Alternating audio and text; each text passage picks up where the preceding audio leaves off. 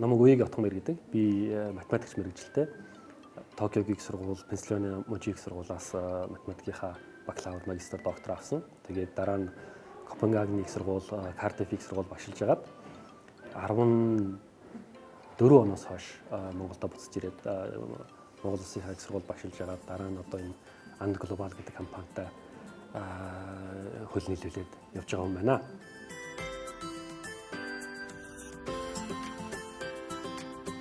Яг сүүлийн үеийн мэдээллүүдийг хараад хүмүүс бол маш олон мэргэжил сольдог, маш олон ажлын байр суулдаг болж байгаа. Тийм учраас мэргэжил сонголт тийм ач холбогдолтой биш гэдэг ч юм уу тийм хандлагууд надад бол харагдаад байдаг. Гэтэ би өдөртөө санал нийлдэг. Яагаад тэгэхээр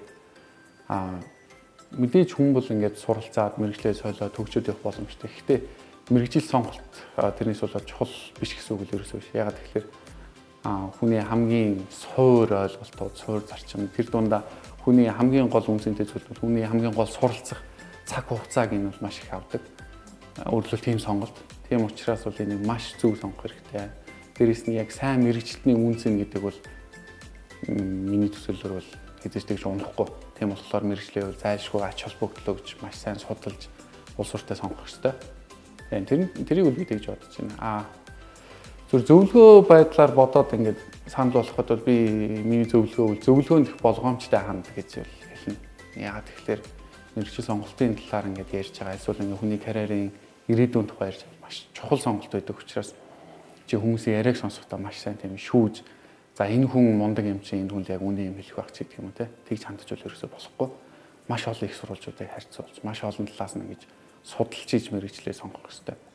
Тэгэхээр миний мэргэжил сонголтод яавал зөв бэ гэдэг зөвлөгөө ерөөсөө чи маш олон ингээд гэдэг юм уу те. Өөрөөхөө сонирхож болох, тохиолдож болох аль болох олон мэргэжлүүдийн талаар үнэн бодиттой мэдээллийг цуглуулад тэр мэдээлэл дээр л хуралд сонгох хэрэгтэй. Хэрвээ чи сайн мэдээлэлтэй байж байгаа үнэн бодиттой мэдээлэл хурлаа сонгож байгаа бол шинэ сонголтыг зөв эсвэл буруу те ирээдүйтэй ирээдүгөө гэж хэлэх хэрэг бол хэмтэж байхгүй.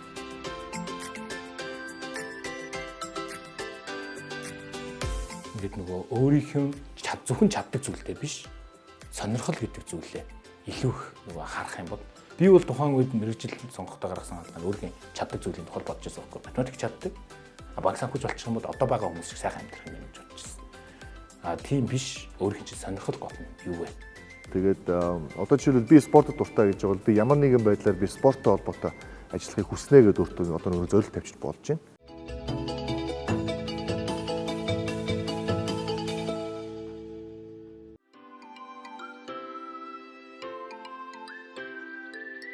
Тэгэхээр мэргэжил сонголттой холбоотой ер нь бол бид нэр юу хийх ёстой байдаг вэ гэхээр миний ажил гэдэг бол зүгээр нэг мэргэжил нэг диплом дээр бичигдэх зүйл биш шүү дээ. Тийм болохоор энэ дээр бид нэр хамгийн түрүүлж анхаарах ёстой зүйл би өөрийгөө таних ёстой. Өөрийгөө таньна гэдэг маань миний үнэт зүйл нь юу юм?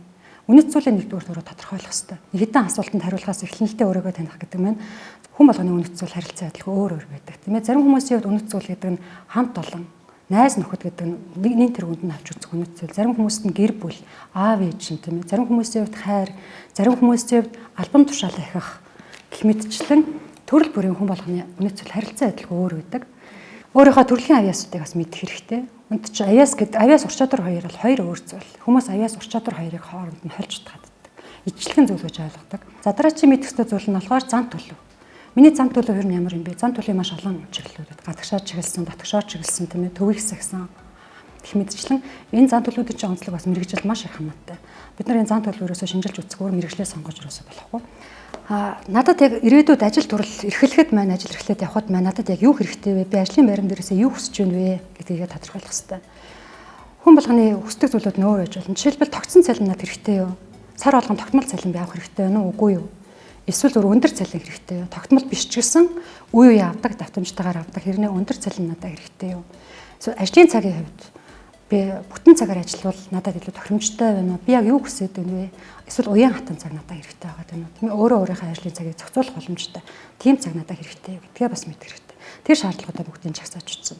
Мэдчлэн яг ирээдүйд эрхлэх ажилласаа би юу хүсэж байна вэ? Миний босох шаардлага юу байх ёстой гэдгээ бүгдийг сайхан жагсаагаа бичих хэрэгтэй. Тэгэхээр за эхний баг нь бол өөрийгөө бүгдийг тодорхойлчлаа шүү дээ. Миний ур чадвар, авьяас, зан төлөв эдгээр маань юу вэ? Үнэт зүйл маань юу вэ гэдгийг бичдэг. Хоёр дахь баг нь болохоор ирээдүйд эрхлэх ажилласаа юу хүсэж байна? Юу надад заавал байх ёстой юм бэ гэдгийг сайхан жагсаагаа биччихлээ.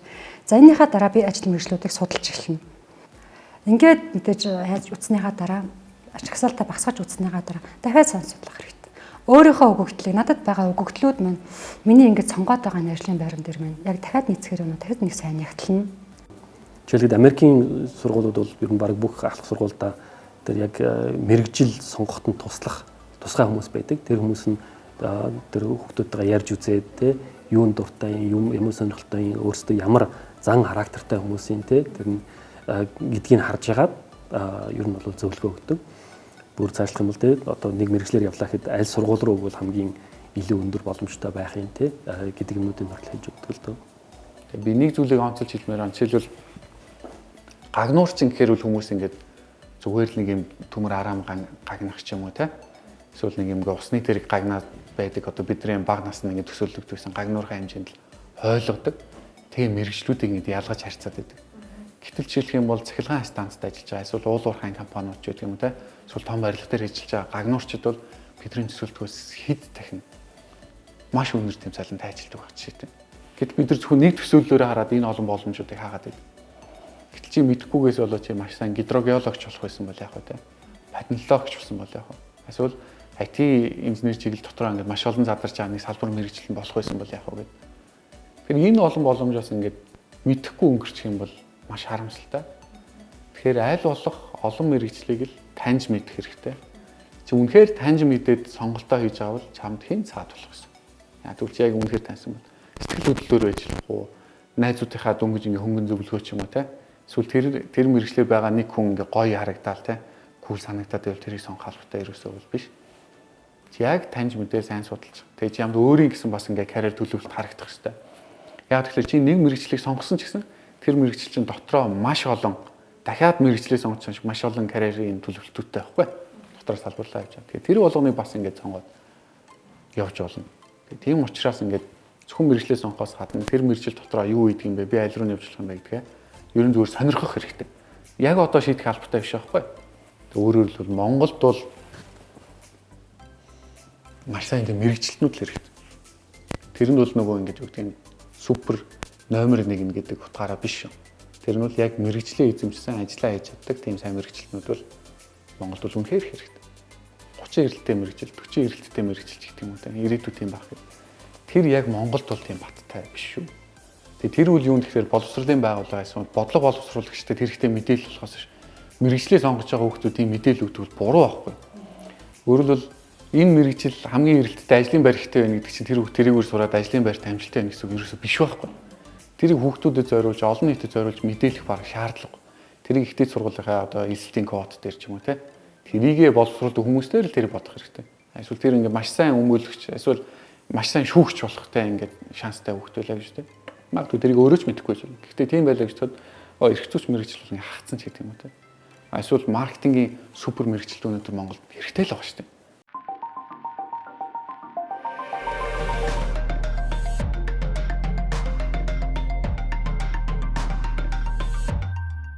Ийм имийг үндэслээрээ, тим имийг үндэслээрээ гэдэг нэг баах юм гарцсан байна шүү дээ. Одоо жишээлбэл юутай харьцахаас шалтгаалаад байж болохгүй биш байж болно. Технологитой харьцах дуртай юм уу?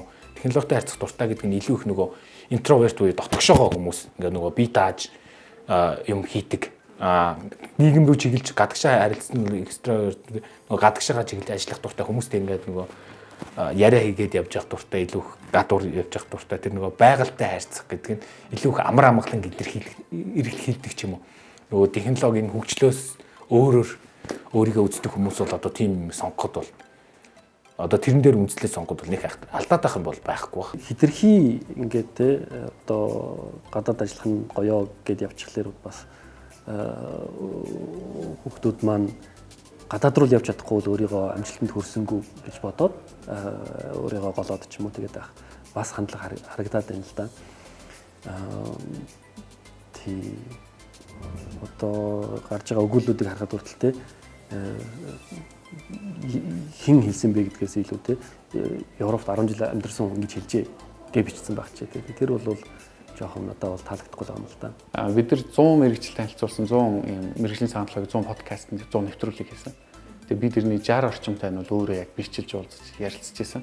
Тэгэхэд бол хүн болгоны цаана бол хүн болгоны нэг талаас хувь тавиланч гэж хэлж болох те тэр сонголт түүхүүдийг харахад бол яг нэг юм зөв гэж хэлэх үнэхээр тийм аргагүй байдаг. Гэхдээ бол мэрэгчлээ яг таниад сайн мэрэгчлэн болоо тэрийгээрээ сайн өөрийгөө хөгжүүлээд тултал ажиллах юм бол ямар ч мэрэгчлэр хангалттай сайхан амьдрах, хангалттай амжилттай явах боломжтой гэдэг л ойлгосон.